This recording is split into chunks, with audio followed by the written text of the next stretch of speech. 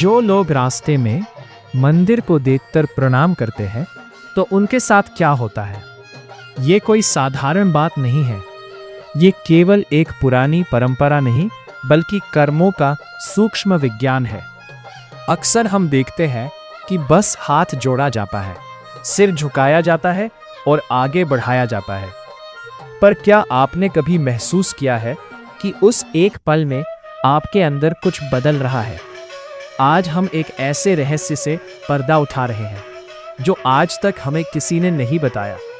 शास्त्रों में कहा गया है कि मंदिर के सामने पत्थर के आगे झुकना नहीं बल्कि अपने व्यवहार के आगे झुकना है।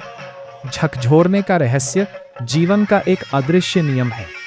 जो ब्रेक से हटता है उसे ठीक नहीं करता, लेकिन जो झुकना भूल जाता है उसे जीवन खुद झुकना सिखाता है। बहुत से लोग चलते हैं जो जल्दी बाद में वापस आ जाते हैं। भगवान को क्या फर्क पड़ता है? शास्त्र पर एक गंभीर संकेत दिए गए हैं। जिस दिन इंसान झुकना भूल जाता है उसी दिन से जीवन उसे झुकाना शुरू कर देता है। ये कोई अंधविश्वास नहीं बल्कि मन के विज्ञान का नियम है। प्रार्थना का वास्तविक अर्थ सबसे पहले एक भ्रम दूर कर ले का मतलब ये नहीं है कि भगवान को आपकी पूजा करनी चाहिए। भगवान को ना आपके हाथ जोड़ने की जरूरत है ना सिर झुकाने की। प्रणाम भगवान के लिए है, मनुष्य के लिए नहीं।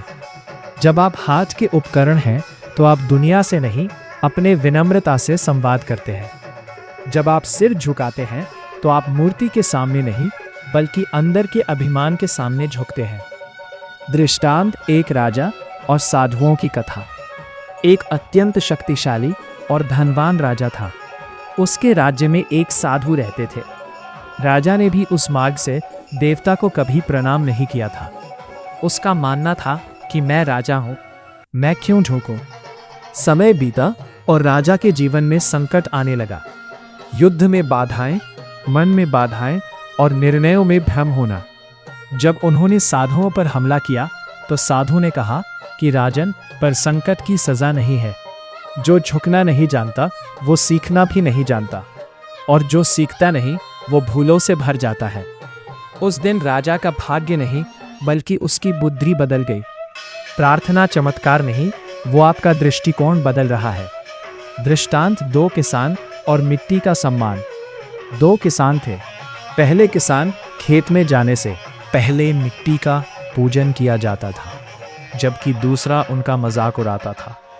पहला किसान था मैं, मिट्टी को नहीं अपने हाथों को झुकाता हूँ।